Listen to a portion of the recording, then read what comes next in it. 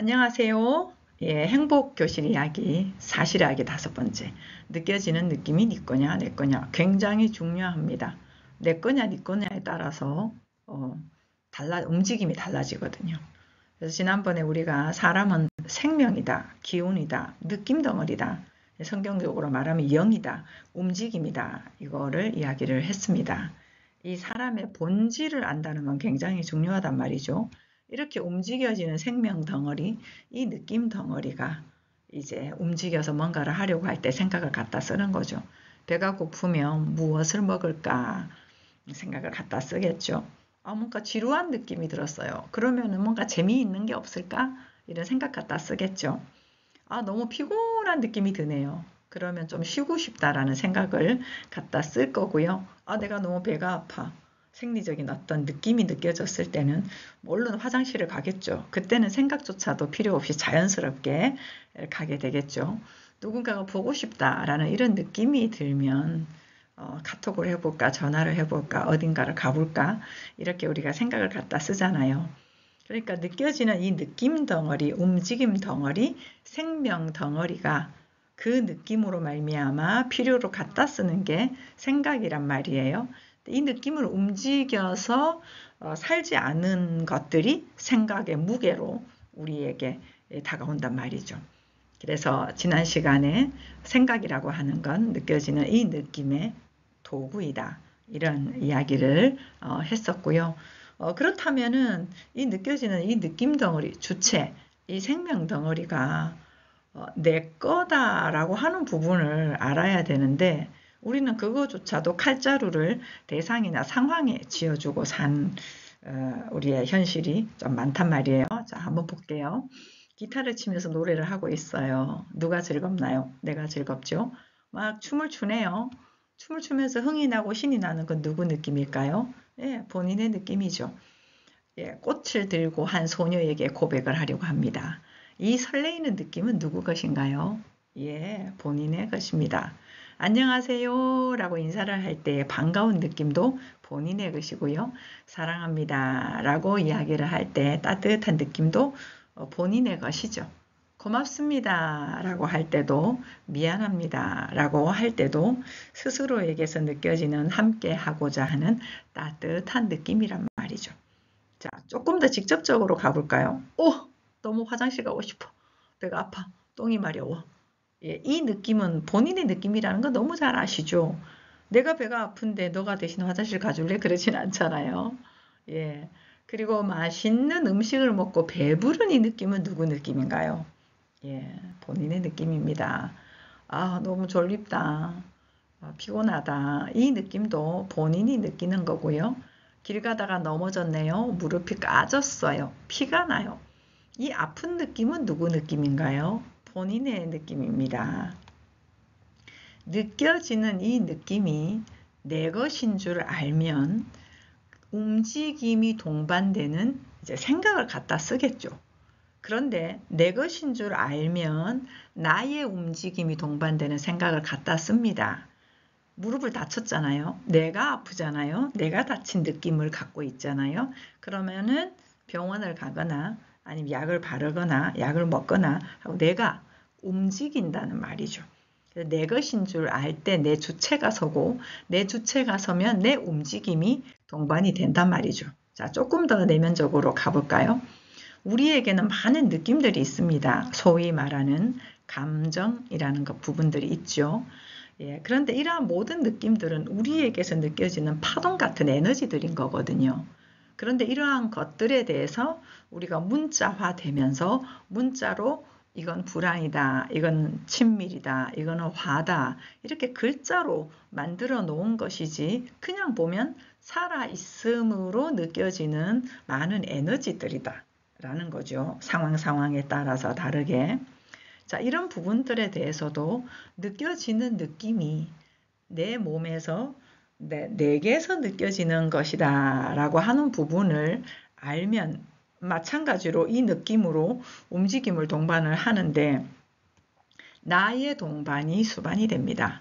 근데 내 것인 줄 모르면 내 움직임은 축소가 되고 대상이 움직여 주기를 기다리겠죠. 자, 한번 볼까요? 모든 사람들은 다 느껴지는 느낌이 있습니다. 배고픔을 느끼고요. 졸리움도 느끼고요. 또 무엇인가 상황이 힘들어졌을 때는 피곤함도 느끼고요. 두려움도 느끼고 이런 모든 것에서 우리는 사람이 똑같다라는 평등함을 확인할 수 있습니다. 외적으로 보고 학력으로 보고 사회적인 어떤 가치 기준으로 봐서는 평등함이 성립되지 않습니다. 그러나 본질적으로 보면 사람은 평등하다라는 이 구조가 설 수밖에 없는 거죠. 자, 이 사람이 지금 수치심을 느꼈네요. 본인에게서 느껴지는 느낌이 수치심이었어요. 근데 야, 너 때문에 그래. 네가 말을 그렇게 하니까, 네가 나를 그렇게 보니까, 네가 나한테 행동을 그렇게 하니까 내가 수치심을 느꼈어. 네가 나한테 수치심을 넣어준 거야. 이렇게 우리가 많이 살죠. 너무 슬퍼요. 슬픈 느낌이 많아요. 네가 떠나서, 네가 나한테 서운하게 해서, 섭섭하게 해서, 너 때문에 내가 슬픈 거야. 그러니까 이 슬픔이 내게서 느껴졌는데 이 대상이 나한테 슬픔을 주었다라고 이렇게 느낀단 말이에요. 여러분 100% 그렇지 않습니까? 이 말이 맞는 것 같죠. 근데 이렇게 되면 주체가 너가 되고 나는 노예가 됩니다. 그리고 상황이 주체가 되고 나는 노예가 됩니다. 그러면 나는 힘없는 존재가 되고 너가 변해야 내가 행복할 수 있는 거죠. 상황이 바뀌어야 내가 행복할 수 있는 거죠. 근데 사람은 정복하고 다스리는 주체적인 존재잖아요. 예. 그런 측면에서 내 것이다라고 하는 인식은 굉장히 중요합니다. 자, 내 안에서 불안함이 느껴졌어요. 야, 이 불안함 내가 느끼는 느낌이지. 걱정이 느껴지네요. 염려가. 이 염려 내가 느끼는 것이지. 라고 내가 느끼는 거다라는 것으로 직면을 하고 그걸 회피하거나 없애려 하지 않고 있는 그대로 필요한 느낌이니 직면을 하고 그 부분에 대해서 내가 느끼는 거다라는 것이 서면 불안하네. 그렇다면은 내가 무엇인가를 좀 조심을 해야 되겠네. 조금 더 보호책을 마련해야 되겠네. 염려가 된다. 그러면은 내가 뭐 어떤 준비가 좀 덜 됐네. 이걸 조금 더 보완을 해볼까?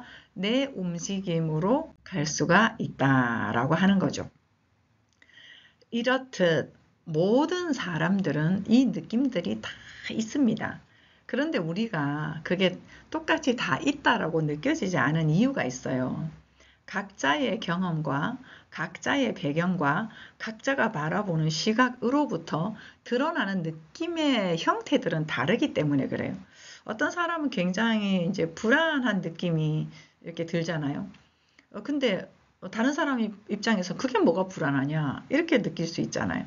근데 그 사람은 불안이 없나요? 있단 말이에요. 어떤 사람이 굉장히 염려를 해요. 야, 뭐 그게 걱정할 거냐. 그런데 또 나는 다른 측면에서 염려를 한단 말이죠. 수치심도 마찬가지예요. 별로 부끄러워할 것도 아닌데 부끄러워하네. 그렇게 말할 수가 없잖아요. 각자의 배경이 있으니까요. 슬픔도 마찬가지고 이렇게 많은 사람들이 드러나는 상황, 그 상황에서 드러나는 느낌들은 다 다르지만 모두가 다 똑같이 있다라고 하는 것이죠. 자, 그렇다면 이제 이걸 어떻게 할 것인가 이게 이제 문제잖아요. 내 안에서 깔짝깔짝 한단 말이죠. 이 감정, 느낌, 이 부분을 이제 크게 나누면 좀 좋은 느낌, 좀 안 좋은 느낌, 이런 걸로 긍정적이다, 부정적이다, 이렇게 우리가 이야기를 하지만, 근데 이거는 모든 것들이 살아있으니까 느껴지는 필요한 것들이거든요. 불필요한 건 없단 말이죠. 그럼 이렇게 깔짝깔짝깔짝 할 때 좋은 건 괜찮은데 좀 안 좋을 때 어떻게 하냐. 일단 살아있으니 느껴지는 느낌이고 불필요한 느낌은 없다라는 그러한 알므로부터 초점을 이제 예수께 맞추는 거죠. 예수께 맞춘다라고 하는 이게 무슨 얘기겠습니까? 예수님이라는 대상이요? 아닙니다. 예수께서 오셔서 우리에게 해주셨던 말이죠. 살리는 것은 영이니 나를 대상화해서 나를 섬기려고 하는 이 육이라고 하는 것은 무익하다. 내가 너희에게 이런 말, 진리, 사실이 영이요 생명이다. 이렇게 말씀하셨고 내 살과 피를 마셔라. 내 살을 먹고 내 피를 마셔라. 이 말은 내가 했던 말을 소화를 해서 그 말로 삶을 살아야 된다. 이 이야기를 하는 거거든요. 예, 그럼 결론적으로 예수께서 하셨던 말씀은 무엇입니까? 다 이루었다. 다 이루었다. 부족하지 않다. 이제 문제가 없다. 예, 그래서 이 서신서에서 이런 얘기를 하죠. 그가 우리를 흑암의 권세에서 건져내사 그의 사랑의 아들의 나라로 옮기셨으니, 예, 옮긴 바가 되었다는 거예요. 우리가 사는 세상이 달라졌다는 얘기거든요. 우리의 이제 내면적인 이러한 부분에서 우리가 하려고 했던 옛날 방식이 아니라, 이거 왜 이러지? 내가 이런 느낌을 왜 느끼지? 그러면서 내가 없애려 하거나 피하려 하거나 막 긍정적으로 바꾸려 하거나 그렇게 하는 것이 아니라 이제 아예 새로운 방식으로 연습을 하는 거예요. 새로운 방식은 무엇이냐? 결론을 찍고 사는 삶이다. 문제가 없다. 그러므로 이 말씀을 가지고 이게 일대 필요한 거죠. 다 이루었다. 온전하다. 문제가 없다. 어여쁜자다. 새로운 피조물이다. 온전케 되었다. 말씀 자체다. 그리고 움직이는 거예요. 결론을 찍고 사는 삶. 옛날 삶은 뭔데요? 부족하니까 뭔가를 해서 내가 애써서 노력해서 원인을 찾아서 이유를 알아서, 내가 이유 알아봤자 똑같고 원인 알아봤자 다 똑같아요. 사실을 모르기 때문에 그래요. 똑같습니다. 내용은 다 달라도. 결론 찍고 사는 삶 하나밖에 없다. 예, 하나의 방법으로 하면 된다. 그리고 직장을 가든지 아니면 집에서 일을 하든지 아니면 사람들을 만나든지 아니면 좀 내적으로 화가 나든지 아니면 즐겁든지 어떤 상황이든지 간에 우리는 하나만 찍고 가면 된다라는 거예요. 주만 바라볼지라. 그 중에 이제 제가 좀 오늘 소개를 드리고 싶은 건 하나님의 뜻이 무엇입니까? 항상 기뻐하라. 왜 기뻐하냐? 다 이루었기 때문에. 모든 것이 선을 이루기 때문에 쉬지 말고 기도하라. 사실에 집중해야 되지 않겠냐. 세상은 전부 다 거짓이다. 관계 투성이다. 대상을 보면서 사는 삶이다. 기준을 두면서 사는 삶이다. 결과를 두고 사는 삶이다. 목적을 두고 사는 삶이다. 그러나 삶은 과정이다. 목적이나 결과는 주어지는 것들이다. 범사에 감사하라. 왜냐하면 부분적으로 보면 우리는 불평할 수밖에 없기 때문에 전체의 조각에서 보면 감사할 수 있다. 모든 것에 있어서 감사함으로 받으면 버릴 것이 없나니. 이렇게 이야기한 것들을 알고 하는 거예요. 이러한 모든 것들을 일상생활에서 깨어서 이 말씀을 가지고 사는 거죠. 내 감정이 어떠하든지 간에 내 삶의 상황이 어떠하든지 간에 그 초점을 맞추면서 새로운 질서로 삶을 사는 거예요. 그렇게 이렇게 살다 보면 우리 배에서 생수의 강이 흘러넘쳐요. 감사와 기쁨과 평강이 환경에 요동치 않고 그런 것들이 살아난단 말이에요. 살아난단 말이죠.